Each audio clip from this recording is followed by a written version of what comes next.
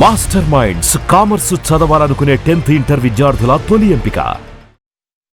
నమస్కారం, లైవ్ షోకి స్వాగతం. ముందుగా అతిథుల పరిచయం. శ్రీ రామ్నాథ్ గారు, సీనియర్ పాత్రికేయులు, ప్రముఖ విశ్లేషకులు, ఏపీ ప్రైడ్ ఛానల్ నిర్వాహకులు. శ్రీ నాగార్జున యాదవ్ గారు, వైఎస్ఆర్ కాంగ్రెస్ పార్టీ అధికార ప్రతినిధి, గతంలో కార్పొరేషన్ చైర్మన్గా కూడా పనిచేశారు. ఇప్పుడు కొన్ని ఆసక్తికరమైన వీడియోలు చూద్దాం.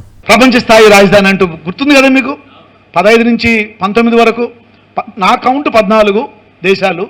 పోయిన ప్రతి చోట ఇది టోక్యో, ఇది సింగపూర్, ఇది షాంఘై, అక్కడ పోయిందంతా ఇదే. కౌలాలంపూర్, పానిట్ సిటీ ఏదన్నా ఉందా?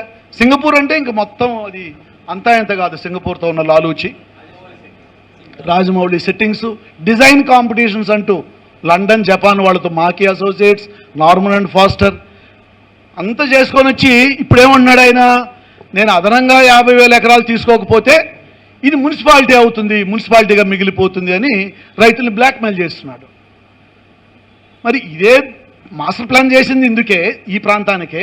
నువ్వు ప్రపంచ దేశాలన్నీ తిరిగింది ఈ సిటీకే, గ్రాఫిక్స్ అన్నీ చూపించింది దీనికే. ఈరోజు నేను అదనంగా 50,000 ఎకరాలు తీసుకోకపోతే ఇది మున్సిపాలిటీ అవుతుందంటే అప్పుడన్నా మీరు అబద్ధం చెప్పి ఉండాలి, ఇప్పుడన్నా అబద్ధం చెప్తూ ఉండాలి. రెండూ కెనాట్ బి సేమ్. రెండు అబద్ధాలే. అంటే రెండోది ఇప్పుడు కొంచెం మున్సిపాలిటీ కావచ్చు ఇది ఇప్పుడు, ఎందుకంటే మున్సిపాలిటీగా మిగిలిపోవచ్చు, ఒక 3 లక్షలు 4 లక్షల టౌన్గా మిగిలిపోవచ్చు. కాబట్టి అప్పుడు చెప్పింది పెద్ద అబద్ధం. ఇప్పుడు మున్సిపాలిటీగా మిగిలేది నిజం, అదనంగా 50,000 ఎకరాలు తీసుకోకపోతేనేది అబద్ధం. వార్తలకు వెళ్ళి తెలంగాణ వార్తలు. సీనియర్ మహిళా ఐపీఎస్తో విచారణ. కేంద్ర మంత్రి బండి సంజయ్ కుమారుడిపై కేసులో దోషుల్ని వదిలిపెట్టే ప్రసక్తి లేదు. మీడియాతో చిట్చాట్లో సీఎం రేవంత్. ఇక బీజేపీలో అంతర్గత తగాదాలు, అలాగే బండి సంజయ్ కుమారుడి వివాదం, ఇవన్నీ రావడంతో మోడీ గారు బీజేపీ వాళ్ళతో కంటే కూడా చంద్రబాబు గారి ఇంటికి, పవన్ కళ్యాణ్ గారి ఇంటికి వెళ్ళి ఎక్కువసేపు గడిపారు అంటూ ఒక హిందూ పత్రిక ఒక ఆసక్తికరమైన కథనాన్ని ఇచ్చింది. జూలై 1 నుంచి జీరామ్జీ గ్రామీణ భారత చరిత్రలో కొత్త అధ్యాయం. ప్రజాజీవనంపై మోడీ అప్రకటిత నిషేధం. పొదుపు మంత్రం జపించిన ప్రధానిపై సీఎం రేవంత్ ధ్వజం. పసిడి అంటే బంగారం కొనుగోళ్లు మానేస్తే 3.5 కోట్ల మందికి ఉపాధికి ముప్పు. పీయూష్ గోయల్కు ఏజేజీఎఫ్ అంటే ఈ బంగారు వ్యాపారులకు సంబంధించిన సమాఖ్య ఉత్తరం రాసింది. సో దీని మీద ముందుగా రామ్నాథ్ గారు చెప్పండి, నిజంగానే ఈ బంగారం కొనుగోలు చేయొద్దంటాం, అట్లాగే విదేశీ యాత్రలు చేయొద్దంటాం, అయినప్పటికీ కూడా మనకి ఏపీలో మంత్రులంతా తెగ తిరుగుతున్నారు, మళ్ళీ 95 లక్షలు ఎక్స్ట్రా ఇచ్చారు, ఇవన్నీ చూసాం కదా. సో అదొక ఆస్పెక్ట్ అయితే, బంగారం కొనుగోళ్లు ఆపేస్తే 3.5 కోట్ల మందికి ఉపాధికి ముప్పు అన్న దీని మీద మీ అభిప్రాయం ఏంటి? ఇప్పుడు కొమ్మినేని గారు దీన్ని 2 కోణాలను చూడాల్సి ఉంటుంది. 3.5 కోట్ల మందికి ఉపాధి మీద డైరెక్ట్ గా ప్రభావం అయితే పడుతుంది. దాన్ని ప్రభుత్వం ఎలా అడ్రస్ చేస్తుంది అన్నది ఒకటి ప్రశ్న. ప్రధాని గారు ఇచ్చిన స్టేట్మెంట్ ని రాజకీయ కోణంలో కూడా చూడలేము. ఎందుకంటే 2013లో ఏదో కాంగ్రెస్ పార్టీ వాళ్ళు ప్రధాని నరేంద్ర మోడీ గారి స్టేట్మెంట్ వ్యతిరేకిస్తున్నారు, కానీ 2013లో ఆర్థిక మంత్రి హోదాలో కాంగ్రెస్ పార్టీ సీనియర్ నాయకుడైన చిదంబరం గారే ప్రెస్ మీట్ పెట్టి మరి ప్లీజ్ దయచేసి ఒక 6 నెలల నుంచి ఏడాది పాటు బంగారం కొనొద్దండి, బంగారాన్ని చూసి టెంప్ట్ అవ్వద్దండి, అప్పుడు కరెంట్ అకౌంట్ డిఫిసిట్ అనేది తగ్గుతుంది అని చెప్పారు. అంటే మన దేశం ఎగుమతుల మీద సాధిస్తున్న ఆదాయం కంటే దిగుమతుల కోసం పెడుతున్న ఖర్చు ఎక్కువగా ఉన్నప్పుడు డిఫిసిట్ ఉంటుంది. కాబట్టి దాన్ని కంట్రోల్ చేయాలంటే కనీసం 6 నుంచి ఏడాది పాటు, 6 నెలల నుంచి ఏడాది పాటు బంగారాన్ని కొనొద్దు అని చిదంబరం గారు చెప్పారు. అప్పుడు బీజేపీ వాళ్ళు విమర్శించుంటారు కదా. తప్పనిసరిగా అది రాజకీయంగా వీళ్ళు మాట్లాడుకుంటూ ఉన్నారు యథేచ్ఛగా. కానీ ఇప్పుడు ఏంటంటే పరిస్థితి, మన దేశం పరిస్థితి ఇతర దేశాల్లో పరిస్థితుల మీద ఆధారపడింది. ఇప్పుడు ఇరాన్ యుద్ధం కారణంగా చమురు రేట్లు విపరీతంగా పెరిగిపోతున్నాయి. మన దగ్గర ఉన్న మొత్తం విదేశీ మారక నిల్వల సంఖ్య $726 బిలియన్ గా, అంటే ఏడాదికి $755 బిలియన్ దిగుమతుల మీద ఖర్చు చేయాల్సి వస్తుంది. అంటే ఇప్పుడు ఏది క్రూడ్ ఆయిల్ కావచ్చు, బంగారం కావచ్చు, ఎరువులు కావచ్చు, మిగతాన్నింటి మీద. అంటే ఇప్పుడున్న ఈ నిల్వలతో కేవలం ఒక 9 నెలల నుంచి ఒక 11 నెలలు, మహా అంటే ఏడాది పాటు మాత్రమే దిగుమతులకు అవకాశం ఉంది. పైగా ఇరాన్ యుద్ధం కారణంగా గల్ఫ్ నుండి మన వాళ్ళు అక్కడికి వెళ్ళి రకరకాల ఉద్యోగాలు చేస్తూ, పనులు చేస్తూ డబ్బులు పంపిస్తూ ఉన్నారు. ఇప్పుడు ఆ పరిస్థితి కూడా తగ్గింది ఈ యుద్ధాల కారణంగా. సో ఇలాంటి పరిస్థితి నేపథ్యంలో ప్రధాని నరేంద్ర మోడీ గారు ఆ ప్రకటనని రాజకీయ కోణంలో కంటే దేశం మంచి కోసమే ఇచ్చారు అన్నది అయితే క్లియర్ గా అర్థమవుతుంది. ఎందుకంటే ఏటా 800 నుంచి 900 టన్నులు బంగారం దిగుమతి చేసుకుంటున్నాం. దిగుమతుల మొత్తంలో ఏకంగా 10% పైగా బంగారమే ఉంది. ఇప్పుడు క్రూడ్ ఆయిల్ ఆపలేము, అవసరమే, ఎరువుల్ని ఆపలేము. కాబట్టి ఇలాంటివన్నీ చూసినప్పుడు వంట నూనెలో అలాగే ఎక్కువగా దిగుమతి చేసుకుంటున్నాం.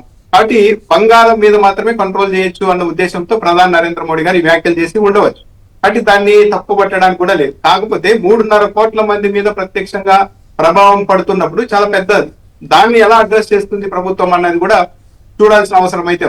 సో మొత్తం మీద అయితే ఇంకొకటి, అదే బహిరంగ సభలో నిన్న మీరు కూడా మాట్లాడారు, లక్షల మందితో సభ పెట్టినప్పుడు వేల వాహనాల్ని తిప్పాల్సి ఉంటుంది. మీరు అలా మీటింగులు పెడుతూ రాజకీయ నాయకులు ఒకవైపు, ప్రజలంతా మీరు కార్లలో తిరగద్దండి, కార్లలో పోవాలనుకుంటే మీ చుట్టుపక్కల వాళ్ళందరినీ కూడా మీ కార్లలో ఎక్కించుకొని పోండి, ఒక్కొక్కరు ఒక్కో కార్లో వెళ్ళొద్దండి అని ఇలా చెప్తున్నారు. సో రాజకీయ నాయకులుంటే మొదలవ్వాలి. మరి ఏపీలో ప్రతి మంత్రి ప్రత్యేక విమానాల్లో కూడా తిరుగుతున్నారు. ముందు వాటిని కూడా కంట్రోల్ చేయాలి. రాజకీయ నాయకులు వాళ్ళ కుటుంబ సభ్యులు ఆర్భాటాన్ని తగ్గించి పెద్ద ఎత్తున బంగారం వేసుకొని బయటకు రావడం కూడా తగ్గించాలి.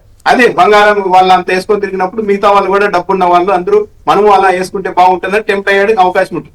సో ఫస్ట్ రాజకీయ నాయకుల నుండి మొదలు పెట్టాలి. ఒకవేళ ప్రధాని నరేంద్ర మోడీ గారు చెప్తున్నప్పుడు కాన్వాయ్లో వాహనాలు దక్కించాలి, బహిరంగ మీటింగ్ ఉంది, మీరు జూమ్ మీటింగుల్లోనే ఉండండి అని చెప్తున్నారు, ఇంటి నుంచి వర్క్ చేయండి అని చెప్తున్నారు ప్రధాని. కానీ ఫస్ట్ చేయాల్సింది ఈ బహిరంగ సభల్ని ఆపేయండి. కాబట్టి ప్రభుత్వం కూడా చాలా చర్యలు తీసుకోవాలి. ప్రత్యేక విమానాల్లో తిరగడం, ప్రత్యేక హెలికాప్టర్లో దిగడం, వీటన్నిటిని కూడా కంట్రోల్ చేయాలి. సో మొత్తం మీద అయితే నరేంద్ర మోడీ గారు చెప్పిందని ఎందుకు ఇవాళ మన చంద్రబాబు నాయుడు గారు ఢిల్లీ వెళ్ళారు, ఏదో వాళ్ళని కలిసి అన్నారు, ఓకే, అక్కడి నుంచి మళ్ళీ గౌహతి వెళ్తున్నారు. మరి ఒక సీఎం మూడోసారి ప్రమాణ స్వీకారం చేయడానికి కూడా ఇప్పుడు వీళ్ళంతా వెళ్లాల్సిన అవసరం ఉంది. మరి ఇవన్నీ కూడా పొదుపు చర్యల్లో భాగంగా చూసే జనానికి మరి వీళ్ళేం సంకేతం ఇస్తున్నట్లు అవుతుంది అనేది కూడా వస్తుంది కదా. అదే అక్కడ ఇప్పుడు కొమ్మినేని గారు నాయకులు ఒకటి చెప్తున్నారు, వాళ్ళు మాత్రం ఇంకోటి పాటిస్తున్నారు. అది తొలుత నాయకులు ఇంతకుముందు గతంలో గొప్ప ప్రధానులు దేశం ఇబ్బందుల్లో ఉంది, ఆహారం తినడం తగ్గించడం అన్నప్పుడు వాళ్ళ కుటుంబం నుంచి మొదలు పెట్టారు, లాల్ బహదూర్ ప్రాక్టీస్ అన్నారు. కానీ ఇప్పుడు మన ప్రధాని గారు కావచ్చు, ముఖ్యమంత్రులు కావచ్చు, వాళ్ళు ఆ పని చేయడం లేదు. వాళ్ళేమో చేయాల్సినవన్నీ చేసేస్తూ పబ్లిక్ అంతా మీరు అలా ఉండండి, ఇలా ఉండండి, మీరు అంతమందిని కానండి, ఇంతమందిని కానండి, వీళ్ళు మాత్రం కాదు. అంటే ఈ డబుల్ స్టాండర్డ్స్ నాయకులు ఇలా చేయడం వల్లే దేశం ఏదైనా ఒక స్టేట్మెంట్ నాయకులు ఇస్తే దాన్ని రిసీవ్ చేసుకోవడంలో అనుమానాస్పదంగా ఎందుకు చూస్తున్నారంటే నాయకుల యాటిట్యూడ్ ఒకలా ఉంటుంది, వాళ్ళు చెప్పే మాటలు మళ్ళీ ఉంటున్నాయి. అదే ఇబ్బంది. రైట్. ఇక వేరే వార్తలోకి వెళదాం. వరద నియంత్రణ ప్రణాళిక. అమరావతిలో పర్యటిస్తున్న ప్రపంచ బ్యాంకు బృందానికి వివరణ. ఎక్కడెక్కడ రిజర్వాయర్లు కడుతుంది, ఎక్కడెక్కడ వరద కంట్రోల్ చేస్తుంది, అసలు వరద ప్రాంతం ఎంపిక చేసుకోవడం ఎందుకు, ఈ రకంగా వేల కోట్లు వరద నియంత్రణకు ఖర్చు పెట్టడం ఎందుకు, దీని మీద ప్రపంచ బ్యాంక్ వాళ్ళదేం పోయింది, వాళ్ళకి వడ్డీ వస్తుంది కాబట్టి వాళ్ళు ఇస్తారేమో, అది వేరే విషయం. కానీ బట్ దీని మీద మన నాగార్జున వీళ్ళంతా మాట్లాడతారు. ఓఆర్ఆర్ భూసేకరణకు రంగం సిద్ధం. జూన్ నుంచి 5 జిల్లాల్లో భూసేకరణ ప్రారంభం. భారీగా భూములు సేకరించనున్న ఎన్హెచ్ఐ. 140 మీటర్ల వెడల్పుతో 10 లైన్లు, సర్వీస్ రోడ్లతో భారీగా రింగ్ రోడ్లు. గగ్గోలు పెడుతున్నారు రైతులు, మా భూములన్నీ ఇట్లా అంత అన్యాయంగా, అసలు ప్రపంచంలో దేశంలోనే ఎక్కడా లేని విధంగా 140 మీటర్లు ఏంటి, 70 మీటర్లకు మొదట అనుకున్నది అని గగ్గోలు పెడుతున్నప్పటికి కూడా మొండిగా ప్రభుత్వం ముందుకెళ్తుంది. మరి పొదుపు చర్యలు అక్కడికి వచ్చేసరికి ఏముండవో ఏం పడవు. వరద వస్తే ప్రళయ బుడమేరేనంట. 2 ఏళ్ల కిందట విజయవాడ నగరం మునక కాలువలు గండ్లు ఇప్పటికి కూడా తీవ్ర పోడ్చలేదని ఎల్లో మీడియానే రాసింది. ఇక బుద్ధి లేని రాతల బుర్రలేని యాక్చి అంటూ అమరావతి ప్లాట్ల కేటాయింపుపై జగన్ పత్రిక విషం జిమ్మిందని ఆంధ్రజ్యోతి అని రాసుకున్నాడు. 300 మీటర్లు అంటే అది ఆయనకి అసలు అది పక్కన ఉన్నట్టు కాదంట, ఎక్కడో దూరంగా ఉన్నట్టంట. దీనిపైన ఈ వరద నియంత్రణ ఇటువంటి మీద ముందుగా నాగార్జున యాదవ్ మీరు ఏమైనా వివరణ ఇస్తారా? ఆంధ్రజ్యోతి వాళ్ళు రాసిన వార్త మీద వాళ్ళకి అసలు అది 300 మీటర్లు అన్నది రాశారు కదా వాళ్ళు, 300 మీటర్లు కిలోమీటర్ దూరంలో ఉన్న పక్కనే అంటారా అని ఆయన ప్రశ్నిస్తున్నాడు నాగార్జున గారు. నిజమే సార్, నేను బ్రహ్మాండంగా ఆంధ్రజ్యోతి రాధాకృష్ణ గారు రాసిన వార్త చూసిన తర్వాత మళ్ళీ సాక్షి పేపర్ కూడా పట్టుకొచ్చాను. సాక్షి పేపర్లో రాసింది సీఎం సన్నిధులకైనా జాక్పాట్ అని చాలా స్పష్టంగా ఆయన ఏం రాశారంటే సాక్షి పేపర్లో, ఎస్ఆర్ఎం యూనివర్సిటీకి ఎదురుగా ఉన్న కోడలిలో 600 గజాల చొప్పున ఇంకా 2 వాణిజ్య ప్లాట్లు అని చెప్పారు. కరెక్ట్గానే రాశారు కదా. ఎస్ఆర్ఎం యూనివర్సిటీకి ఎదురుగా ఉన్నటువంటి 4 రోడ్ల కూడలి, అవును, దానికి 300 మీటర్లు 400 మీటర్లో తేడా ఉండుద్ది. దానికి స్పష్టంగానే రాశారు కదా, ఏమాత్రం చేయలేదు. తర్వాత వెస్ట్ బైపాస్కి పక్కనే 1500 గజాలు, అంతే కదా, వెస్ట్ బైపాస్కి పక్కనే ఉంది. నువ్వు మెయిన్ రోడ్ నుంచి వెస్ట్ బైపాస్ పక్కనే ఉన్నటువంటి అమరావతి మెయిన్ రోడ్డు కాడి నుంచి మీరు నేరుగా మీ వాణిజ్య ప్లాట్లలోకే మేము వెళ్ళొచ్చు. దాంట్లో వాళ్ళు సాక్షి వాళ్ళు ఏమీ అభూత కల్పనలు రాలేదు కదా, పర్ఫెక్ట్గానే రాశారు. నేను కూడా 2వ చదివా. అయితే మాకున్నటువంటి ప్రశ్నలు చాలా ఉన్నాయి. ఈ సాక్షి పత్రిక యాక్చి అన్నారు, సరే ఆంధ్రజ్యోతి అనే దాన్ని మేము మాకున్నటువంటి సంస్కారం సభ్యత పట్టి మిమ్మల్ని అటువంటి మాటలు అనలేము. కానీ మాకు ఒక పెద్ద ప్రశ్న వస్తుంది సార్. రాధాకృష్ణ గారు మీ కుమారుడు ఆదిత్య గారు కానీ లేకపోతే మీ కుమార్తె అనూష గారికి కానీ ఆంధ్రప్రదేశ్ రాష్ట్రానికి ఏమాత్రం సంబంధం లేదు, మీకు సంబంధం లేదు, అది వేరే విషయం. మీరు 2016 అక్టోబర్ 30వ తేదీన మంగళగిరి మండలం కూరగల్లు రెవెన్యూ గ్రామంలో నుండి నీరుకొండలో మీరు భూములు కొనాల్సినటువంటి అవసరం ఏమొచ్చింది సార్? అది ప్రధానమైనటువంటి ప్రశ్న. ఇక్కడే రాజధాని వస్తుందని, ఈ చుట్టుపక్కలే రాజధాని వస్తుందని ఏ పాయింట్ ఆఫ్ కాంటాక్ట్ లో మీరు ఇక్కడ భూములు కొన్నారు? ఒకటి. 2016 అక్టోబర్లో మీరు రిజిస్ట్రేషన్ చేయించుకున్నారు కదా, అంటే ఏ టైంలో మీరు స్వాధీనపు పత్రం రాసుకున్నారు? ఎప్పుడు వారికి డబ్బులు ఇచ్చారు? ఆ రైతుల ద్వారా ఎప్పుడు డబ్బులు వచ్చారు? ఎంత కొన్నారు? అది రెండో ప్రశ్న. మూడో ప్రశ్న మళ్ళీ మేము మీకు అడిగవుతున్నాం, మీకు ఆరు ప్లాట్లు దొరికినాయి. ఈ 6 ప్లాట్లు లాటరీ ద్వారానే వచ్చినాయి కదా. ఈ 6 లాటరీ ద్వారా మీకు 6 ప్లాట్లు వచ్చినప్పుడు అందరికీ వాగుల్లో, వంకల్లో, శ్మశానాల్లో వస్తున్నాయి కదా, మీకెందుకు సార్ కరెక్ట్ గా ఈ పక్కనే ఉన్నాయనేది మరొక ప్రశ్న. దాంతో పాటు మీరేం చెప్పారు? దనేకుల సుబ్బారావు తుళ్లూరు మండలం టీడీపీ అధ్యక్షుడు ఈయన భూములు ఉన్నాయి, ఆయన పేపర్లో రాశారు. ఆయన భూములు ఉన్నాయి, ఎక్కడున్నాయి? నేలపాడులోనే ఆయన భూములు ఇచ్చాడు. నేలపాడులో భూములు ఇచ్చినటువంటి దనేకుల సుబ్బారావు గారికి నేలపాడులో ఉన్నటువంటి హైకోర్టు ఎదురుగానే ప్లాట్లో రావడంలో పెద్ద వింతే ఉంది, అదేదో సాక్షి పెద్దగా కనుక్కున్నట్టు అది ప్రచురించడం ఏంది అన్నారు. నిజమేనాయా? మీరు చెప్పింది కరెక్టే అనుకుందాం. మరి నేలపాడులో మీరు భూములు ఇస్తే నేలపాడు చుట్టుపక్కలే కదా మీకు రావాల్సింది లాటరీలు, ప్లాట్లు. మీకెందుకు ఇక్కడ వచ్చినాయి? ఎస్ఆర్ఎం దగ్గర కానీ వెస్ట్ బైపాస్ రోడ్లో దనేకుల సుబ్బారావు గారికి వర్తించినటువంటి నియమం మీ వేమూరి అనూష గారికి, వేమూరి ఆదిత్య గారికి కూడా అలానే అవుతుంది కదా. మళ్ళీ మీరు బుడమేరు అని అంటున్నారు. బుడమేరుకి సంబంధించి ఎందుకు సార్ వరద నియంత్రణలు చేయట్లేదు? బుడమేరుకి సంబంధించిన వరద నియంత్రణ కార్యక్రమాలు చేస్తే పక్కనే వేమూరి రాధాకృష్ణ గారికి సంబంధించినటువంటి పవర్ ప్లాంట్ అత్యంతరంగా మునిగిపోయేటువంటి పరిస్థితి ఉంది. అర్ధాంతరంగా దాని ఆపరేషన్స్ ఆపాల్సినటువంటి అవసరం ఉంది.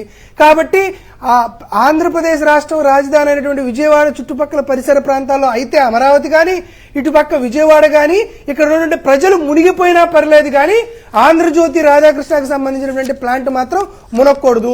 ఇక్కడ రైతులు ఇబ్బందులు పడి, ఇక్కడ ఉన్నటువంటి ప్రజలు వరదలు వచ్చినప్పుడు ఇబ్బందులు పడేటువంటి పరిస్థితి ఉండాలి కానీ రాధాకృష్ణ గారికి సంబంధించినటువంటి ప్లాంట్ మాత్రం మూతపడకూడదు. ఇది మీకున్నటువంటి వ్యవహారాలు. సాక్షి పేపర్ కి నిజంగా నేను ధన్యవాదాలు తెలుపుతున్నానండి. నిజంగా అమరావతికి సంబంధించిన అన్ని అంశాలు తీసుకొస్తున్నారు. సరే, ఈ రోజు నేను సీఎం సన్నిహితులకు జాక్ పాట్ అన్నారు కదా, ఎవరు స్పందించాలా? సిఆర్డీఏ వాళ్ళు స్పందించాలి. ఎవరు స్పందించాలి? Municipal administration and urban development వాళ్ళు స్పందించాలి. లేకపోతే నేరుగా చంద్రబాబు నాయుడు గారిని ఉద్దేశించి సాక్షి పత్రిక రాస్తుంది కాబట్టి రీజాయింట్ ఎవరు ఇవ్వాలి? సీఎం ఆఫీస్ కి సంబంధించి సీఎంఓ వాళ్ళు ఇవ్వాలి. దీంతో పాటు చాలా కీలకంగా నేరుగా ముఖ్యమంత్రి గారి కోడలు నారా బ్రాహ్మణి గారు నివాస ట్రస్ట్ అనేది ఒకటి ఫ్లోట్ చేసి 11 రోజుల్లోనే నివాస ట్రస్ట్ ద్వారా ఆంధ్రప్రదేశ్ రాష్ట్రంలో అత్యంత కీలకమైనటువంటి ప్రాంతంలో 25,000 గజాలు అంటే సుమారుగా 5 ఎకరాలు 18 కోట్ల రూపాయలకి కొనుగోలు చేశారు. వారికి వచ్చినటువంటి రిటర్నబుల్ ఫ్లాట్స్ లో కూడా శ్మశానాన్ని ల్యాండ్ పులింగ్ ఇచ్చి తద్వారా వచ్చినటువంటి వాణిజ్య నివాస స్థలాన్ని నేరుగా ముఖ్యమంత్రి గారి కోడలు నారా బ్రాహ్మణి గారు కొనుగోలు చేశారని ఇదే సాక్షి పత్రిక దమ్మున్న పత్రికగా మాట్లాడుతూ ఇదే సాక్షి పత్రిక ప్రచురిస్తే సీఎం గారి కుటుంబం, నారా వారి కుటుంబం మిన్నకుండకుండా అలానే ఉంది. ఈ రోజు కూడా మేము డిమాండ్ చేస్తున్నాం, నివాస ట్రస్ట్ ఎవరి దగ్గర అయితే 25,000 గజాలు ప్లాట్లు మీరు కొనుగోలు చేశారో వారికి ఇచ్చినటువంటి బ్లాక్ మనీ ఎంత, వారికి ఇచ్చినటువంటి వైట్ మనీ ఎంత? 11 రోజుల్లో నివాస ట్రస్ట్ ఏర్పడి 18 కోట్ల రూపాయల వైట్ మనీ దానికి ఎట్లా వచ్చింది? నివాస ట్రస్ట్ కి ట్రస్టీగా నారా బ్రాహ్మణి గారు ఎప్పుడు నియమితులయ్యారు? ఎవరెవరు అందులో డైరెక్టర్లే ఉన్నారు? 25,000 గజాలు నేరుగా చంద్రబాబు నాయుడు గారు అక్కడ నివాస ప్రాంతంలో కొనుక్కోవాలనుకుంటే మాకేం అభ్యంతరం లేదు. చంద్రబాబు నాయుడు గారు మరొకరు కొనుక్కోవచ్చు. కానీ ట్రస్ట్ పేరుతో అక్కడ 25,000 గజాలు ఎలా కొన్నారు? ఇదే ట్రస్ట్ అమరావతిలో వివిధ ప్రాంతాల్లో ఇంకెక్కడెక్కడ భూములు కొన్నారు, ఎంత రేటుకు కొన్నారు? 7,500 కొన్నారంటున్నారు. మరొక చోట మీరు 5,500కే కొన్నారా? కొంటే వారికి సంబంధించినటువంటి ఏ ప్రాంతాల్లో కొన్నారు? వీటన్నిటిపైన నేరుగా సాక్షి అద్భుతమైనటువంటి విత్ ప్రూఫ్స్ అండ్ ఎవిడెన్స్ తో పాటు R1, R2, R3 మొత్తం క్లియర్గా పెట్టినప్పుడు సమాధానం చెప్పాల్సింది పోయి తిరిగి సాక్షి పైన మీరు విమర్శలు చేస్తుంటే, ఎదురుదాడి చేస్తుంటే ఏమనుకోవాలి? కాబట్టి ఖచ్చితంగా ఈ రోజు కాకపోతే రేపు ఖచ్చితంగా నివాస ట్రస్ట్ పైన కానీ, లేకపోతే వేమూరు అనూష ఆదిత్యకు సంబంధించినటువంటి కొనుగోలు వ్యవహారాల్లో కానీ ఖచ్చితంగా వైఎస్ఆర్ కాంగ్రెస్ పార్టీ సమయం వచ్చినప్పుడు ఖచ్చితంగా యాక్షన్ తీసుకుంటుంది. దాంట్లో వేరే లోటుపాట్లకు కానీ శశపిషాలకు కానీ వైఎస్ఆర్ కాంగ్రెస్ పార్టీ ఆలోచన చేయదు. Right, okay. రామ్నాథ్ గారు మీరేమంటారు? ఇప్పుడు మన నాగార్జున చెప్పింది, అడిగిన ప్రశ్నలు, ఆంధ్రజ్యోతి ఇచ్చిన వివరణ, సో వీటన్నిటినీ మీ కోణంలో మీరు ఎట్లా సమర్థిస్తారా, వ్యతిరేకిస్తారా?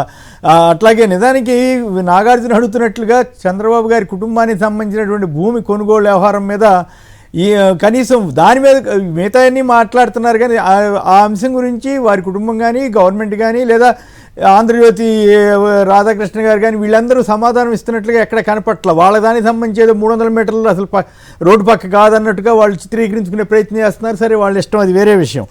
ఈ ఓవరాల్గా మరోవైపు ఏమో వరద నియంత్రణ ప్రణాళిక, అసలు వరద వచ్చే ప్రాంతంలో రాజధాని కట్టడం ఏంటని అడగాల్సింది పోయి అక్కడ ఇన్ని వేల కోట్లు ఖర్చు పెట్టడం ఏంటి, గోల ఏంది? దీన్ని మీరు ఎట్లా చూస్తారు? ఇప్పుడు కొమ్మినేని గారు, అమరావతిలో పేదలకి అంటే మామూలు సాధారణ రైతులకు ఒక న్యాయం, పెద్దలకు ఒక న్యాయం నడుస్తుంది అన్నది జగమెరిగిన సత్యం. ఆంధ్రజ్యోతికి సంబంధించిన వ్యవహారం వచ్చింది కాబట్టి 2025 నవంబర్ 21వ తేదీన, అంటే కొద్ది నెలల క్రితం 2025 నవంబర్ 21న ఇదే ఏబిఎన్ ఛానల్లో అమరావతిలో జరుగుతున్న వ్యవహారాల పైన ఒక చర్చ పెట్టారు. ఆ చర్చకి అమరావతి రాజధానిలో జేఏసీ జాయింట్ దండ సభ్యుడు జమ్మల కిషోర్ కుమార్ వచ్చారు, శ్యామ్ కిషోర్. ఆయన చెప్పిన మాటలు ఏంటంటే, ఏబిఎన్ ఛానల్లోనే శ్యామ్ కిషోర్ గారు ఏం చెప్తున్నారంటే, సిఆర్డిఏలో ప్రతి పనికి లంచం ఇస్తేనే పని జరుగుతోంది. లంచం ఇస్తే ఒక చోట ఫ్లాట్ ఇస్తున్నారు, లంచం ఇవ్వకపోతే లాటరీలో మరో చోట వస్తోంది.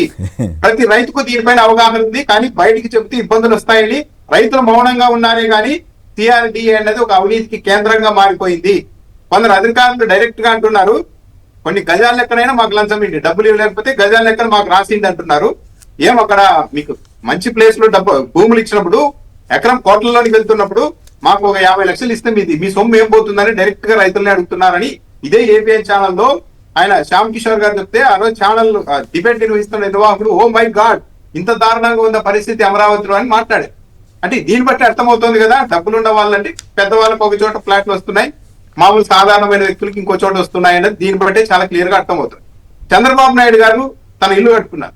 ఇల్లు కట్టుకున్నప్పుడు ఆ స్థలం రిజిస్ట్రేషన్ అయినప్పుడు చుట్టుపక్కలంతా రెసిడెన్షియల్ జోన్ గానే చూపెట్టారు. కానీ చంద్రబాబు నాయుడు గారు ఎప్పుడైతే ఇల్లు కట్టడం మొదలు పెట్టారో దాన్ని హరిత జోన్ గా ప్రకటించేశారు, గ్రీన్ జోన్ గా. ఎందుకు ప్రకటించారు అంటే, దరిదాపుల్లో ఆ భూములు ఇచ్చిన రైతులు కూడా మా ఇంటికి దరిదాపుల్లో ఉండకుండా ఉండడం కోసం చుట్టూ గ్రీన్ జోన్ గా ప్రకటించారు, గ్రీన్ జోన్ గా. ఇంకా దీన్ని బట్టి అర్థమవుతుంది కదా అమరావతిలో ఏం జరుగుతోంది. సామాన్యులకు ఒకలా ఉంది, సాధారణ రైతులకు ఒకలా ఉంది. సాధారణ రైతులకి ఎక్కడెక్కడో కనీసం ఆ ల్యాండ్ పూలింగ్ భూములు ఇవ్వని భూముల్లో కూడా ప్లాంట్ ఇచ్చేశారు, మీ సాగు మీరు చావండి. ఇప్పటికీ కూడా కొంతమంది దాని మీద ఆందోళన వ్యక్తం చేస్తూనే ఉన్నారు. సో ఆంధ్రజ్యోతి రాధాకృష్ణ గారి కుటుంబ సభ్యులకు అలాంటి చోట భూమి వచ్చిందంటే అది పక్కగా లాటరీలోనే వచ్చింది అని నమ్మడానికి కూడా లేదు. అమరావతి జేఏసీలోని సభ్యులు డైరెక్ట్ గా చెప్తున్నారు, లంచాలు ఇస్తేనే ఒక చోట ఫ్లాట్లు వస్తున్నాయి, లాటరీ అనేది ఒక పచ్చి బూటకం, ఇది మభ్య పెట్టడానికని వాళ్ళే చెప్తున్నప్పుడు ఇంకా ఇది జరిగి ఉండకపోవడానికి పెద్దగా ఆశ్చర్యం ఏం లేదు. జరిగి ఉండవచ్చు, ఎందుకంటే మొత్తం ఈ వ్యవహారం అంతా పెద్దలంతా కలిసే చేస్తూ ఉన్నారన్నది చాలా క్లియర్ గానే అర్థమైపోతుంది. ఆధార సహితంగా వాళ్ళ టీవీ ఛానల్ జరిగిన డిబేట్ నే మీరు ప్రస్తావించడం అనేది గొప్ప విషయం. మీకు ఆ జ్ఞాపశక్తి ఉన్నందుకు అభినందించాలి. స్వయంగా ఆయనే చెప్పాడు, ఛానల్ నిర్వహణ బహుశా రాధాకృష్ణ గారి కుటుంబ సభ్యులకు అక్కడ భూములు ఉన్నాయని వీళ్ళకి తెలియదు, ఆశ్చర్యపోయారు, లేకుంటే దాన్ని అంత ఆశ్చర్యపోయి ఉండేవారు. ఇంకో ఇంట్రెస్టింగ్ విషయం చెప్తానండి. ఇప్పుడు అప్పట్లో ఏది అమరావతి 29 గ్రామాల్లో భూములు సేకరించినప్పుడు ఏం చేశారో తెలుసా? మొత్తం మిగతా గుంటూరు, కృష్ణా జిల్లాలో ఉన్న మిగతా ప్రాంతం అంతా గ్రీన్ జోన్ అని అనౌన్స్ చేశారు. ఇప్పుడు మంత్రిగా ఉన్న పార్థసారథి గారే దాని మీద ప్రస్కాన్ని పెట్టి నానా రకాలుగా గవర్నమెంట్ని విమర్శించారు. సరే, ఇప్పుడు ఆయన మాట్లాడకపోవచ్చు, మంత్రిగా ఉన్నాడు, తెలుగుదేశంలోకి వెళ్ళి మళ్ళీ మాట్లాడారు కాబట్టి. అంటే మీరు గ్రీన్ జోన్ అని చెప్పారు కదా, అది ఒక ఆయుధంగా మార్చుకుంటున్నారు అనేదానికి ఇది ఒక ఉదాహరణ. గవర్నమెంట్లో ఉన్నవాళ్ళు ఎవరినైనా ఇబ్బంది పెట్టాలనుకుంటే రైతులకి నష్టం ఎందుకంటే నాకు తెలుసు ఒక ఊళ్ళో 3 కోట్లు పైగా ఎకరం అడిగినటువంటి ప్రాంతం రాష్ట్రం ఏర్పాటుకు ముందుగా అది వన్స్ ఈ రకంగా 29 గ్రామాలు అనగానే గ్రీన్ జోన్ అనగానే మొత్తం డమాలను అసలు కొనేవాళ్ళు లేకుండా పోయాడు మిగతా చోట్ల. ఓన్లీ ఆ 29 గ్రామాల్లోనే రియల్ ఎస్టేట్ నడిచింది ఆ రోజుల్లో. సో ఇట్లాంటి మరి ఇవన్నీ మోసమా కాదా అనేది ఎవరికి వాళ్ళు ఆలోచించుకోవాలి. బాగా గమనిస్తే కొమ్మినేని గారు 29 గ్రామాల్లో భూములు బాగా వాల్యూ ఉండాలని చెప్పి చుట్టూ గ్రీన్ జోన్ గా ప్రకటించి మిగతా రైతులంతా దెబ్బకొట్టారు. ఇప్పుడు ఏమంటున్నారు, జగన్మోహన్ రెడ్డి ప్రతిపాదిస్తున్న మావిగన్ కూడా అమరావతిలో భాగమే కదా, సిఆర్డీఏలో భాగమే కదా అంటున్నారు. కానీ సిఆర్డీఏ మొత్తం వీళ్ళు సమానంగా ఎక్కడ చూశారు, కొన్ని ప్రాంతాల్లో మాత్రమే వాళ్ళకి కావాల్సిన ప్రాంతంలో మాత్రమే వ్యవహారాలు నడిచేలాగా చేశారు. దానికి తోడు 6 రిజర్వాయర్లు కడుతున్నారు. ఇప్పుడు ప్రధానంగా ఏంటంటే మొత్తం ఒక సిటీ తయారైన తర్వాత హఠాత్తుగా వర్షం వచ్చినప్పుడు వీధుల్లోనికి నీళ్లు రావడం అనేది ఒక ఎత్తు కొమ్మినేని గారు. అక్కడ ఎలాంటి నిర్మాణం లేకుండానే ఇప్పటికీ కూడా నీళ్లు ఇంకిపోయే సదుపాయం అక్కడ ఉన్నప్పటికీ కూడా సాధారణ భూముల్లో ఈ సమయంలోనే ఈ స్థాయిలో వరద వస్తుంది అంటే దాన్ని మొత్తం ఒకవేళ నిర్మాణాలు పూర్తి చేసి ఒక కాంక్రీట్ జంగిల్ గా మార్చిన తర్వాత వచ్చిన వర్షాన్ని ఏ లిఫ్ట్ అడ్డుకుంటుంది, ఏ రిజర్వాయర్లు అడ్డుకుంటాయి అంటే ఇదంతా ఎక్కడికి తీసుకెళ్లాలనుకుంటాం. వరల్డ్ బ్యాంక్ ఏముంది, కేంద్ర ప్రభుత్వం కూడా హామీ ఇచ్చింది కాబట్టి మేము షూరిటీగా ఉంటామని వాళ్ళు డబ్బులు ఇస్తారు. కానీ దీని పర్యవసానాలు ఎవరు మోయాలి అన్నది ప్రధాన ప్రశ్న. కరెక్ట్. అంతేకాదు అసలు ఏమాత్రం విజ్ఞత విచక్షణ ఆలోచన చేసేవాళ్ళు వరద రాని ప్రాంతంలో అక్కడే కట్టుకోండి, రోడ్డుకి అటువైపు నాగార్జున యూనివర్సిటీ పక్కన చెప్తే వాళ్ళందరి మీద కోపం వస్తుంది. ఇక్కడే ఎందుకు తీసుకోవాలి, 1,000 ఎకరాలు 50 మీటర్లు ఇంకా ఎక్కువ లోతు పునాది తవ్వి 1000 కోట్లు దాంట్లో పోయటం ఎందుకని చాలామంది నిపుణులు అడుగుతున్నారు. ఇందాక రామచంద్రయ్య గారు కూడా చూసాం కదా. మరోవైపు ఏమో రైతులు కళ్ళమ్మట నీళ్లు పెట్టుకుని ఏడుస్తున్నారు, మనం చూసాం కదా. ఆ రైతుల కంట నీరు పెడితే గతంలో రాజశేఖర రెడ్డి గారు ఉన్నప్పుడు రైతు కంట నీరు ఒలిగితే ఆ రాష్ట్రం ఇది దెబ్బతి నష్టపోతున్నాయా అని చెప్పేవారు రాజశేఖర రెడ్డి గారు. అయినప్పటికీ కూడా చంద్రబాబు గారు ఇప్పటికి కూడా అదే పద్ధతిలో ఆ రైతుల్ని ఏడ్పిస్తున్నారా అనేటువంటి అభిప్రాయం కలుగుతోంది రామ్నాథ్ గారు. ఇక మిగతా ఈ రైతులకు సంబంధించి చూడండి ఒక పక్క రైతుల ఏడుపులు ఎక్కడ అమరావతిలో, ఇంకో వైపున మొక్కజొన్న దాచుకున్నందుకు స్టోరేజ్ చేసుకునేందుకు వాళ్ళ అదేదో వైసీపీ నాయకుడి స్టోరేజ్ అని చెప్పి వాళ్ళని వేధిస్తున్నారు. పొన్నూరు దగ్గర పొదలకూరులో ఒక రైతుని లాకప్లో తీసుకెళ్ళి కొట్టారంట. కాకాని గోవర్ధన్ రెడ్డి గారు మొన్న ధర్నా చేసి దాని మీద నిరసన చెప్పాల్సి వచ్చింది. రైతులు అనంతపురంలో ధరలు రావట్లేదు పంటలకని చెప్పి శైలజానాథ్ గారు వాళ్ళంతా నిన్న నిరసన ర్యాలీలు జరిపారు. సో ఈ రకంగా ఆంధ్రప్రదేశ్లో రైతులు పడుతున్న కష్టాలు చూస్తే ఆశ్చర్యం వేస్తుంది. బాబు బినామీలకు ప్రైమ్ ప్లాట్లు, రైతులకు పాట్లు అంటూ మాజీ మంత్రి పేరు నాని గారు ధ్వజమెత్తారు. ఆక్వా గొంతు నులిమేత, భారీగా పెరిగిన రొయ్యల ఫీడ్ ధరలు, అట్లాగే గోనె సంచులు రిక్తహస్తాలు, తీవ్రమైన ఇబ్బందుల కొరతతో రైతుల అవస్థలు, రెడ్డిగూడెంలో వ్యవసాయాధికారిని నిలదీసిన వైనం. అంటే చివరికి గోనె సంచులు సరఫరా చేయడంలో కూడా ఇబ్బంది వస్తోంది. అమరావతి పేరుతో మళ్లీ భూసేకరణ అన్యాయం, రైతుల భూముల కార్పొరేట్ కంపెనీలకు దారాదత్తం చేస్తున్నారన్న సిపిఐ. ఇలా అనేక వార్తలు రైతులకు సంబంధించి వస్తున్న వార్తలు చాలా ఆందోళన కలిగిస్తున్నాయి. రైతుల కష్టాలని ఈ రకంగా రైతుల్ని ఏడిపించే ప్రభుత్వంగా ఈ చంద్రబాబు గారి ప్రభుత్వం మారుతుందా అన్న దాని మీద నాగార్జున యాదవ్ గారు మాట్లాడటానికి ముందుగా బెంగళూరు నుంచి మునిస్వామి గారు ఒకరు మాట్లాడతారట. మునిస్వామి గారు నమస్కారం, మాట్లాడండి సంక్షిప్తంగా. అందరికీ నమస్కారం సార్, నా పేరు గురుస్వామి సార్, బెంగళూరు నుంచి. ప్లీజ్ సార్, నిన్న ప్రధానమంత్రి మోడీ గారికి ఇక్కడ బెంగళూరులో హైదరాబాద్ లో ఒక పబ్లిక్ ఒక అనౌన్స్ చేసిండు. అంత ఖర్చు పొదుపు చేయాలా, డీజిల్ పెట్రోల్ గానీ బంగారం ఇవన్నీ సేవ్ చేసుకున్నట్టు అన్నాడు. అన్నారు అనండి, అన్నారు అని గౌరవంగా మాట్లాడుకోవాలి మనం. గౌరవంగా సార్, సారీ మాట్లాడ కొద్దిగా తేడా ఉండదు, గౌరవంగా చెబుతుండే సార్. అన్న తర్వాత ఎమ్మటే సోమనాథ్ యాత్ర పోయి కొన్ని కోట్లు ఖర్చు పెట్టింది సార్. అది అక్కడ ర్యాలీలో తీసినట్టున్నారు కదా. అదంతా అవసరమా సార్? ఈ రాజకీయ నాయకులు అన్ని పార్టీలని చెబుతుండ నేను. అధికారులు విఐపీలు వీళ్ళంతా ఖర్చు తగ్గించే సగం ఖర్చు తగ్గిపోద్ది సార్. అదంతా దేశానికి భేదాలను తగ్గించుకోమంటాం కదా సార్. వీళ్ళు హైపైగా తిరిగే ఎన్ని కానీ తగ్గించుకుంటే ఆటోమేటిక్ భేదోడికి అన్నం దొరుకుతుంది సార్. ఎందుకో మాట్లాడితే ఆంధ్రప్రదేశ్ గవర్నమెంట్ లో మంత్రులు అందరూ ఇప్పుడు మళ్ళీ లోకేష్ గారు కూడా వెళ్ళారంట, సింగపూర్ వెళ్తారు. ఆ సింగపూర్ వాళ్ళని తీసుకొచ్చి ఇక్కడ ఏదో చేయించాలని ప్రయత్నం. మరి అది నిజంగా ఉపయోగపడేటట్టు ఉన్నారా లేదా అనేది వేరే విషయం. వారం రోజుల పాటు ట్రైనింగ్ అంట. మరి వీళ్ళు ఆల్రెడీ అనుభవం ఉన్న వాళ్ళు అందరూ అక్కడికి వెళ్ళి ఏం ట్రైనింగ్ అవుతారో ఏంటో అర్థం కాదు. సరే, అయినప్పటికీ కూడా మరి కేంద్ర ప్రభుత్వం ఎట్లా అనుమతి ఇచ్చింది ఆ మంత్రులందరికీ? ఇప్పుడు మళ్ళీ 95 లక్షలు ఎక్స్ట్రా ఇచ్చారట ఆ డబ్బు. సో ఇవన్నీ జరుగుతూ ఉన్నాయి. రైట్. దీంతో పాటే ఈ రైతుల సమస్యలు కానీ, ఆంధ్రప్రదేశ్లో జరుగుతున్న రెడ్ బుక్ గోల కానీ వీటన్ని గురించి ప్రశ్నిస్తే వాళ్ళ మీద అవినీతిని కప్పిపుచ్చుకునేందుకు డైవర్షన్ పాలిటిక్స్, ప్రభుత్వ తప్పులను ఎత్తి చూపే వారిపై తప్పుడు కేసులు పెడుతున్నారని మాజీ మంత్రి కన్నబాబు ధ్వజమెత్తారు. వారి సోషల్ మీడియా ఖాతాలు ముగించేందుకు నోటీసులు ఇస్తున్నారట. చంద్రబాబు ప్రభుత్వ నిరంకుశత్వానికి ఇది పరాకాష్ట అని కన్నబాబు గారు అన్నారు. మొన్న పొన్నవోలు గారు కూడా చాలా ఇంట్రెస్టింగ్ విషయాలు చెప్పారు. ఏ రకంగా సోషల్ మీడియాను అణిచివేయాలని చెప్పి ఈ కూటమి ప్రభుత్వం ప్రయత్నం చేస్తుంది. నాగార్జున గారు చెప్పండి, ఒకవైపు రైతుల కంట కన్నీరు, ఇంకోవైపు వాళ్ళ గురించి మాట్లాడితేనో లేకపోతే సోషల్ మీడియాలో ప్రశ్నిస్తే వాళ్ళపైన వేధింపులు, కేసులు. సో చివరికి రైతుల్ని కూడా పోలీస్ స్టేషన్లో పెట్టి కొట్టే పరిస్థితికి ఆంధ్రప్రదేశ్ ప్రభుత్వం వెళ్తుందని ఎప్పుడైనా ఊహించామా?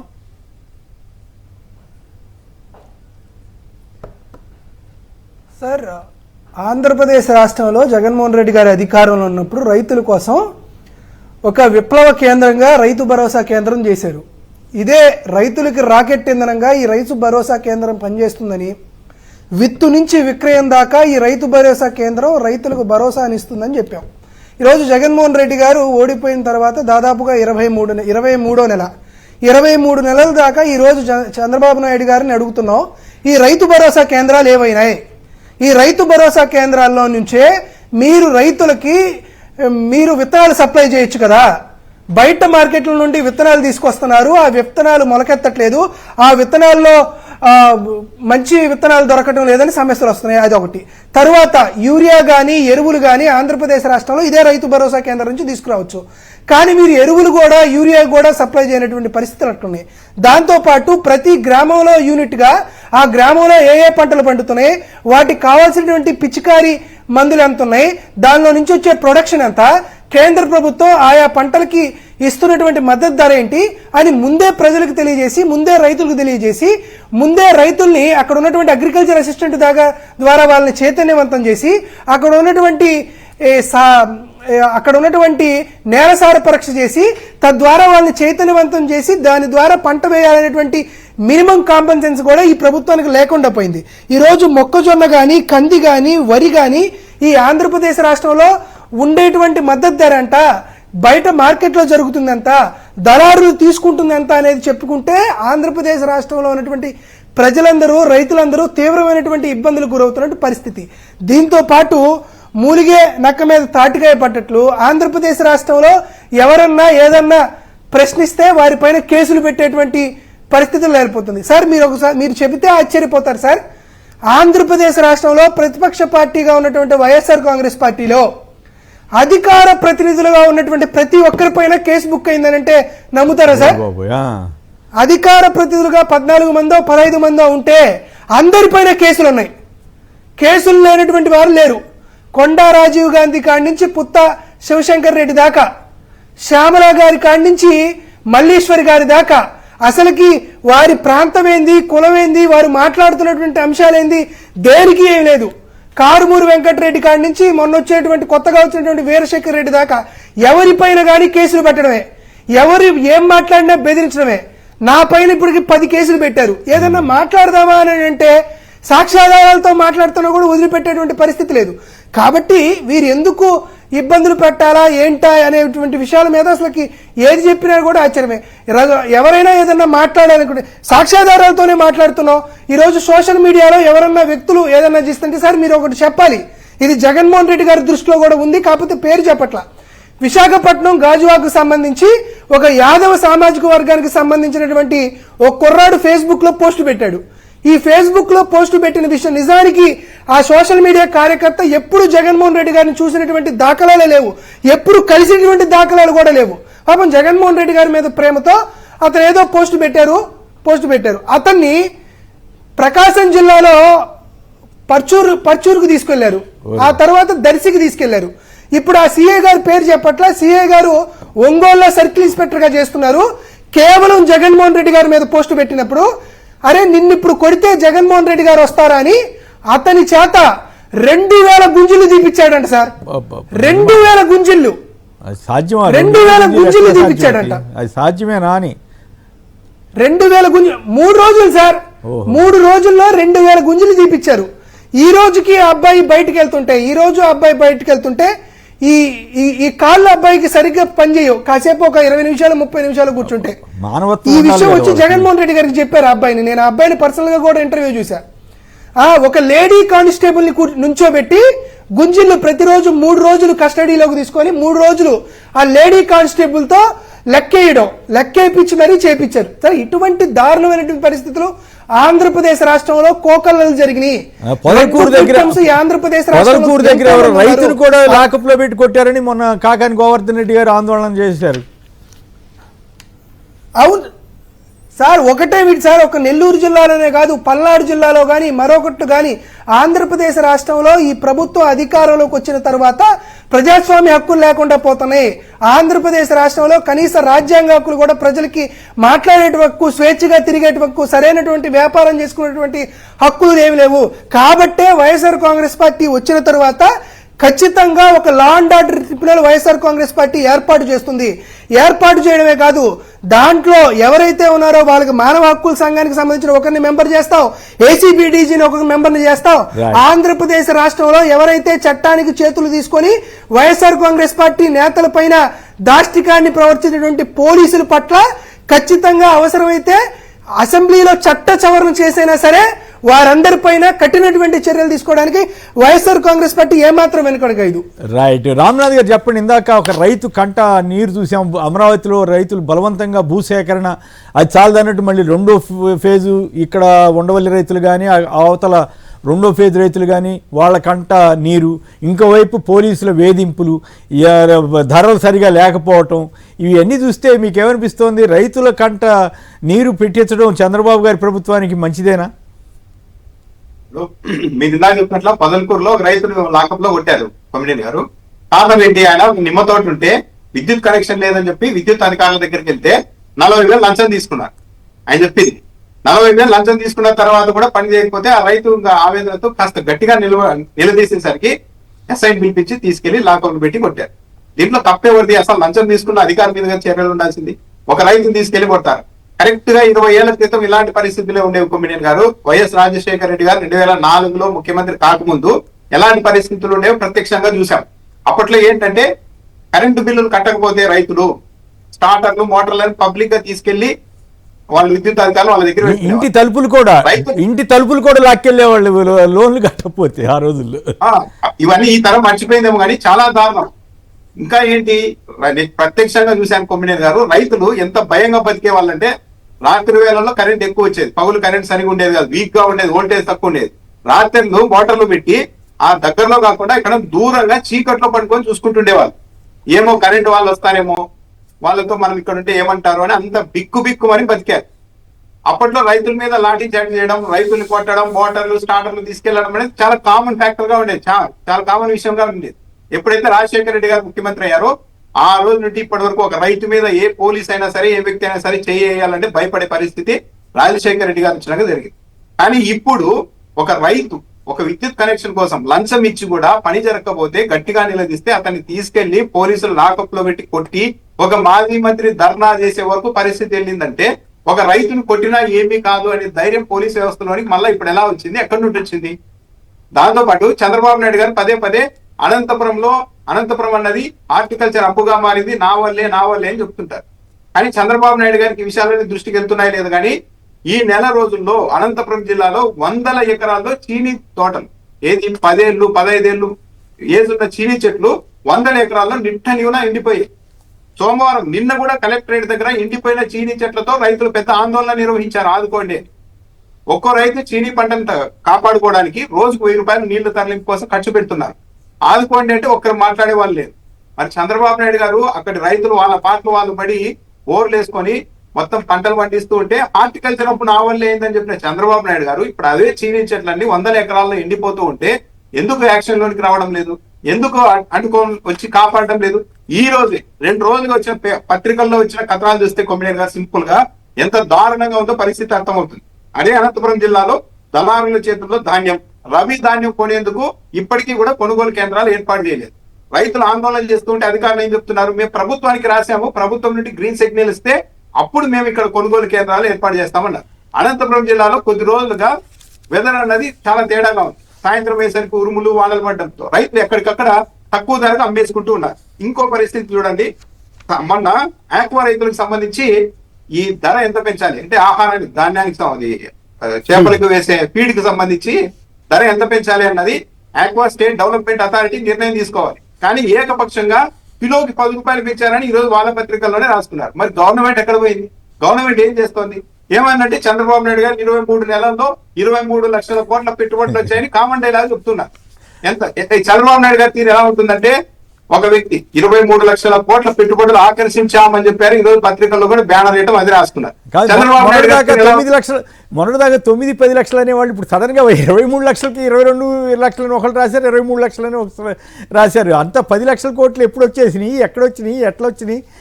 ఆశ్చర్యంగానే ఉంది. అంత ఆకర్షించినట్లుగా మనకైతే కనపడలేదు. నిజంగా ఆకర్షిస్తే గొప్ప విషయం, కానీ ఇంకా అసలు అన్ని నిజంగా ఆకర్షిస్తే ఇక అసలు పరిశ్రమల గురించి అడగాల్సిన పనే లేదు కదా. గారు చంద్రబాబు నాయుడు గారి తీరు ఎలా ఉందంటే, ఒక వ్యక్తి వారానికి ఒకసారి పెళ్లి చూపులకు వెళ్ళేవారు. అట్లా 100 పెళ్లి చూపులకు వెళ్ళిన తర్వాత నేను ఇప్పటి వరకు 100 పెళ్లి సంబంధాలని ఆకర్షించానని చెప్తే ఎలా ఉంటుంది? ఆ పెళ్లి అయితే కదా సక్సెస్ అయిందన్నారు. చంద్రబాబు నాయుడు గారు ఏమంటారు? ఆకర్షించాను అంటున్నారు. పైగా ఇక్కడ ఆలోచించాల్సింది ఏంటంటే, ఇతర రాష్ట్రాల్లో లాగా కాకుండా ఇక్కడ 99 పైసలకి 1000 కోట్ల భూములు ఇస్తూ ఉంటే ఎంఓయూలు జరుగుతున్నాయి. చంద్రబాబు నాయుడు గారు చెప్తున్న మొత్తం ఎంఓయూ 2025-26 డేటా ప్రకారం చూసినా, విదేశీ స్వదేశీ పెట్టుబడులు చూసినా కూడా మహారాష్ట్ర 1,25,000 కోట్లు ఉంటే, కర్ణాటక 95,000 కోట్లు, గుజరాత్ 75,000 కోట్లు, తమిళనాడు 55,000 కోట్లు ఉంటే మన రాష్ట్రం ఎక్కడుంది? 15 నుంచి 18,000 కోట్ల మధ్యలో ఉంది అధికారిక డేటా ప్రకారం. కానీ చంద్రబాబు నాయుడు గారు 23 నెలల్లో 23 లక్షల కోట్లు వచ్చేసాయన్నారు. గ్యారంటీ చూడండి, దాదాపు 1 కోటి కోట్ల పెట్టుబడులు వచ్చేసాయంటారు ఎలక్షన్ టైం. మొత్తం 10% మందికి తప్పించి ఈ రాష్ట్రంలో ప్రతి ఒక్కరికి 90% మందికి ఉద్యోగాలు కూడా వచ్చేసాయంట. అప్పుడు ఏమనుకుంటారు? ఉద్యోగాలు రాని 90% మంది కూడా ఏమో ఈ రాష్ట్రంలో మనకి మాత్రమే ఉద్యోగం రాలేదేమో, అందరికీ వచ్చిందేమో, మన వల్ల లోపండి మనమే ఉద్యోగం తెచ్చుకోలేకపోయామేమో, అవకాశాలు అందిపుచ్చుకోలేకపోయామన్న ఒక భ్రాంతిని కలిగించే పనిలో చంద్రబాబు నాయుడు గారు ఉన్నారు. అంటే ఆంధ్ర యువత అంత అమాయకత్వంగా ఉందనేది వాళ్ళ నమ్మకం అనుకోవాలా? ఈరోజు సోషల్ మీడియా వచ్చిన తర్వాత ఆ పరిస్థితి మారిందిలేండి. నాగార్జున గారు, రైతు కంట కన్నీరు ప్రత్యేకించి మీరు మాట్లాడారు కదా, చంద్రబాబు పరిశ్రమలకు సంబంధించి మాట్లాడండి. ఇండస్ట్రీస్ గురించి చంద్రబాబు నాయుడు గారు మాట్లాడుతున్నారు సార్. పాపం అదే ఇండస్ట్రీస్ గురించి చంద్రబాబు నాయుడు గారు మాట్లాడుతున్నారు. ఆంధ్రప్రదేశ్ రాష్ట్ర ప్రజలందరూ ఖచ్చితంగా తెలుసుకోవాల్సిన అంశం కాబట్టి కాస్త టైం తీసుకున్నానని చెప్తున్నాను సార్. ఇది ఈనాడు పేపర్ సార్, జూలై 17, 2018 ఈనాడు పేపర్ సార్. ఈనాడు పేపర్లో అప్పుడు 70 లక్షలు 80 లక్షల రూపాయలు ఖర్చు చేసి ఈనాడు మొదటి పేజీకి యాడ్ ఇచ్చారు ఆంధ్రప్రదేశ్ రాష్ట్ర ప్రభుత్వం. అప్పుడు 2018 జూలై 17వ తేదీన ఏం చెప్పారంటే 2,0730 ప్రాజెక్టులతో ఒప్పందం పూర్తయింది. 16,04,746 కోట్ల రూపాయలు పెట్టుబడులు వచ్చినాయి. దాని ద్వారా 34,03,540 మందికి ఉద్యోగాలు వస్తున్నాయని చంద్రబాబు నాయుడు గారు కింద పాపం అప్పుడున్నటువంటి అమర్నాథ్ రెడ్డి గారి ఫోటో. ఇది 2017లో చంద్రబాబు నాయుడు గారు చెప్పింది. ఒకసారి వాస్తవం ఏందో చూద్దాం. 2014-19 మధ్య కాలంలో 186 ప్రాజెక్టులు వచ్చినాయి. తద్వారా వచ్చినటువంటి ఎంప్లాయ్మెంట్ 85,160 మంది. ఎక్కడ 34 లక్షల మందికి ఉద్యోగాలు వచ్చినాయి అని చంద్రబాబు నాయుడు గారు యాడ్ ఇవ్వడమైంది. వచ్చింది మాత్రం 85,160. ఇది ఎక్కడ చెప్పారా అనుకున్నారు. మొన్న ఫిబ్రవరి 20, 2026న ఇదే డైరెక్టర్ ఆఫ్ ఇండస్ట్రీస్ నాకు ఆర్టీఐ ద్వారా ఇచ్చినటువంటి సమాచారం, దానికి సంబంధించినటువంటి కాపీ. సరే, ఈ రోజు మళ్ళీ ఆంధ్రజ్యోతిలో ఏం చెప్తున్నారు? 22 నెలల్లో 2 లక్షల కోట్ల పెట్టుబడులు. వాయమ్మ. దాంతో పాటు ఇంకోటి 22 నెలల్లో 22 లక్షల కోట్లు, 22 లక్షలు, 2 లక్షలు కాదు, 22 లక్షల కోట్లు. అదే సార్ 22 నెలల్లో 22 లక్షల కోట్ల పెట్టుబడులు అని చెబుతూ, గడిచిన 22 నెలల్లో 22 లక్షల కోట్ల పెట్టుబడులు, 24 లక్షల ఉద్యోగాలను తీసుకురాగలిగామన్నారు. అంటే తీసుకొచ్చానని చెప్పాడు చంద్రబాబు నాయుడు గారు, తీసుకొచ్చానని చెప్పాడు. సరే, నాకు మన ఫిబ్రవరి 20, 2026న డైరెక్టర్ ఆఫ్ ఇండస్ట్రీస్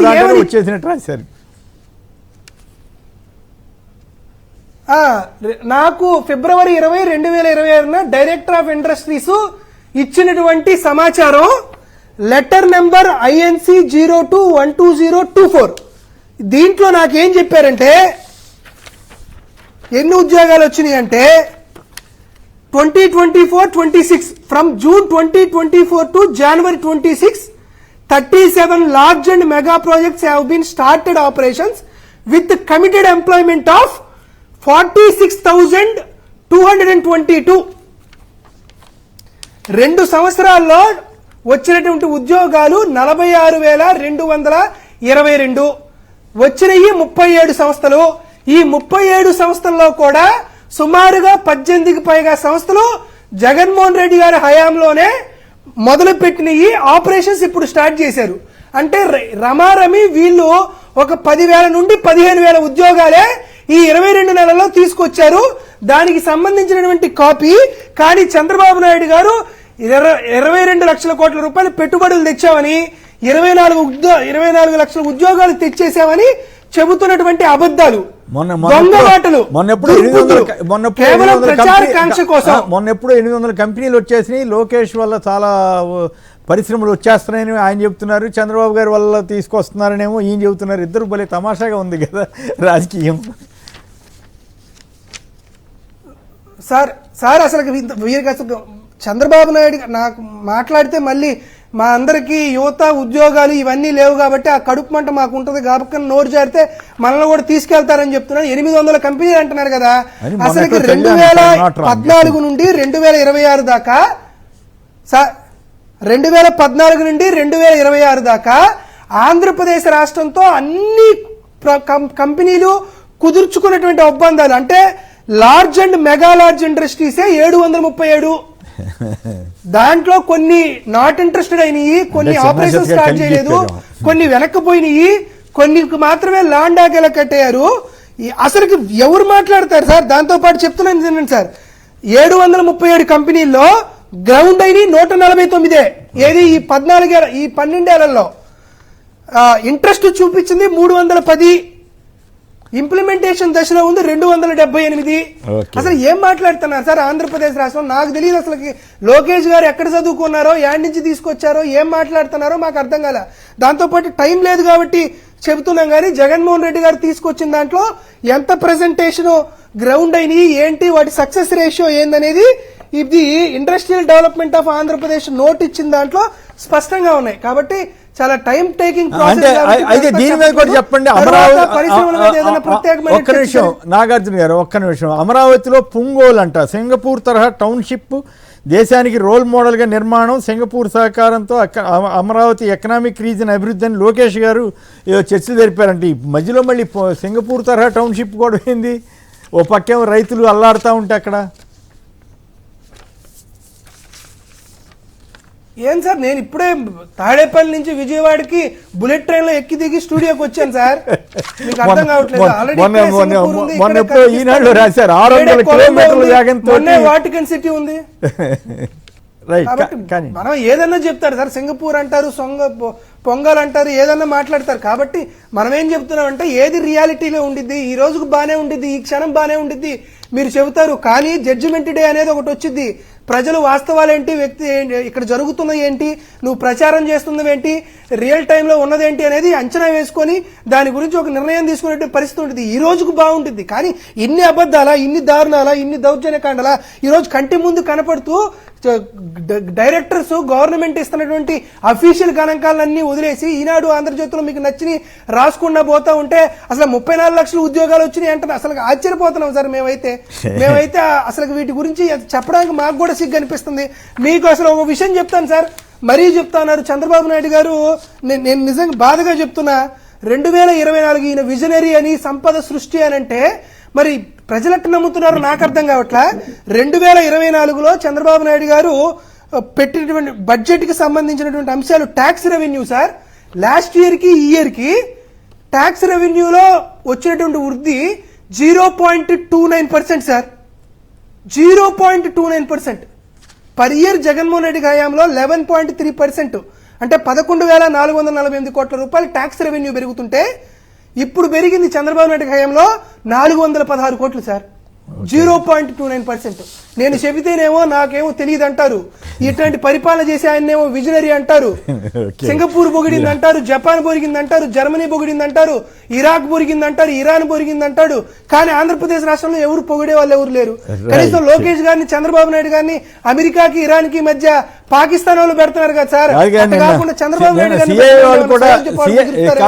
సిఐ దొంగ వాళ్ళు మాటలు ఆయన చెప్పి. చైర్మన్ కూడా అన్నారంట కదా, ఐకానిక్ పర్సనాలిటీ అన్నారట. మంచిదే, ఇంతకాలం సుదీర్ఘంగా రాజకీయాల్లో ఉన్నంత వరకు పర్వాలేదు, కానీ అన్నీ చేసేసినట్లుగా పిక్చరిస్తేనే ఇబ్బంది.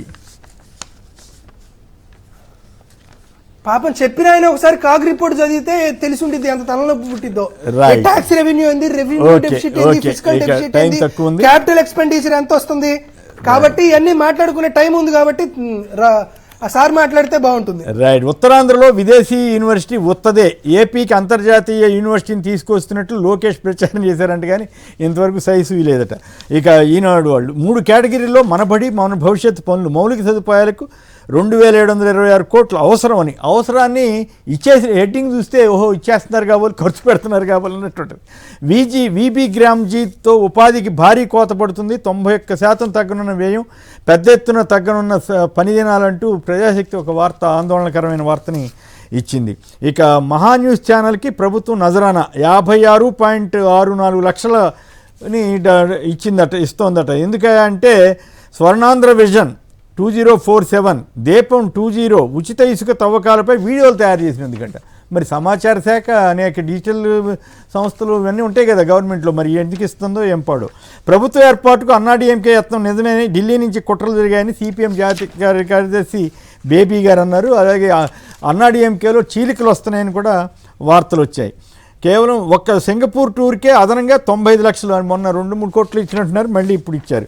మోడీ గారి వాషింగ్ పౌడర్ ద్వారా క్లీన్ అయిపోయిన వాళ్ళ పేర్లు ఇస్తూ సోషల్ మీడియాలో వచ్చింది. చంద్రబాబు గారు ఆయన అంతకుముందు దూషించుకున్నవి ఇవన్నీ పెట్టి చంద్రబాబు నాయుడు గారు, ఏక్నాథ్ షిండే, హేమంత్ బిశ్వాస్ శర్మ, అలాగే కెప్టెన్ అమరేందర్ సింగ్, అలాగే సువేందు అధికారి విషయం తెలుసు కదా, ఆయన లంచాలు తీసుకుంటున్నారని మోడీ గారు వ్యాఖ్యానించి ఒక సభలో చేయి చూపిస్తూ యాక్షన్ కూడా చేసి చూపించారు. ఆయనకి ఇప్పుడు ముఖ్యమంత్రి పదవి ఇచ్చారనమాట.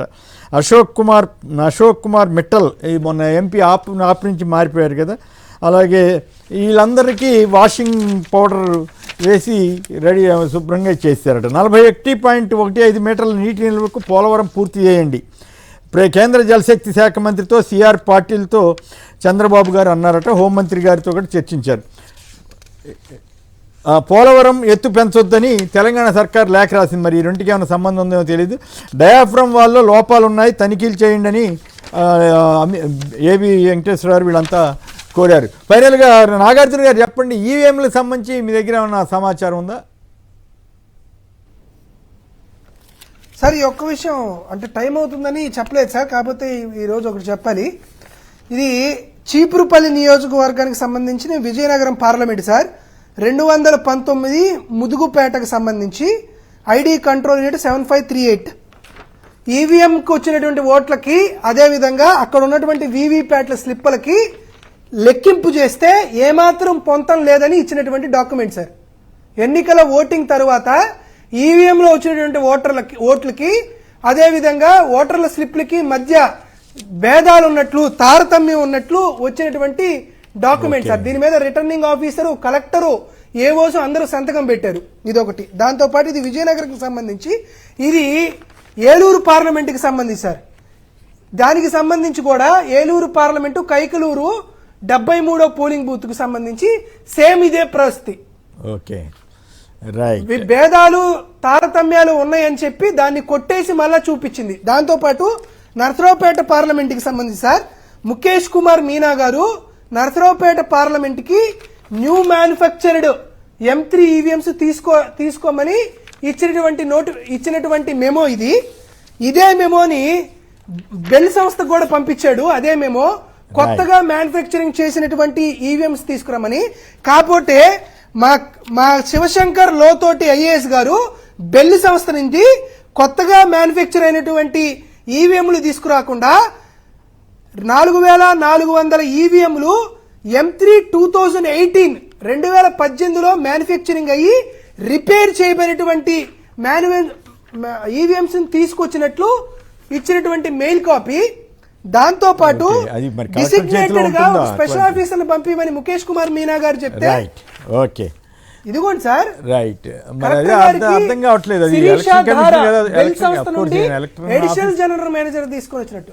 రైట్, చూద్దాం మరి అది ఎంతవరకు వాటికి దాంతో సంబంధించి పాటు సార్ ఒక వివరణ. స్పెషల్ పరకాల ప్రభాకర్ గారు అంత డిప్యూటీ తహసీల్దార్ స్థాయిని ఓకే రైట్, పరకాల ప్రభాకర్ గారు అంత ఓపెన్ గా చెబుతుంటేనే సమాధానం ఇవ్వట్లేదు కదా. ఈవీఎంలు తీసుకొచ్చినటువంటి పరిస్థితి. Right right okay. ఫైనల్ గా రామ్నాథ్ గారు చెప్పండి, సమయం వచ్చినప్పుడు వీడియోలు తయారు చేయడానికి కూడా టీవీ ఛానల్ కి డబ్బులు ఇస్తున్నారంట, మీకేమనిపించింది? టైం అయిపోయింది, సంక్షిప్తంగా ఒక మాటలో చెప్పండి. తెలుగుదేశం పార్టీకి అనుకూలంగా ఉన్నారు కాబట్టి ఇంకా అమాత్రం చేయకుండా ఉంటారు కొమ్మినేని గారు. ఇంకా చాలా తక్కువ, ఇంకా చాలా వెళ్తూ ఉంటాయి. Right. ఏది గతంలో ఒక టీవీ ఛానల్ కి 700 కోట్ల రూపాయలు ఇచ్చారు చంద్రబాబు నాయుడు గారు అన్న ఆరోపణలు కూడా వచ్చాయి. సో ఇవన్నీ 53-4 లక్షలు అన్నది ఆన్ పేపర్, చాలా తక్కువ అమౌంట్ చెప్పాలంటే. Right. ఇంత తక్కువ అమౌంట్ తో కూడా వాళ్ళు అంత అగ్రెసివ్ గా పనిచేస్తారని కూడా చెప్పడానికి లేదు. ఇవి నడుస్తుంటాయి, మరి ఇంకేం చేయలేము. రైట్, రామ్నాథ్ గారు అట్లాగే మన నాగార్జున యాదవ్ గారు అందరికి కూడా ధన్యవాదాలు. ఇది నేటి చర్చా కార్యక్రమం. నమస్కారం.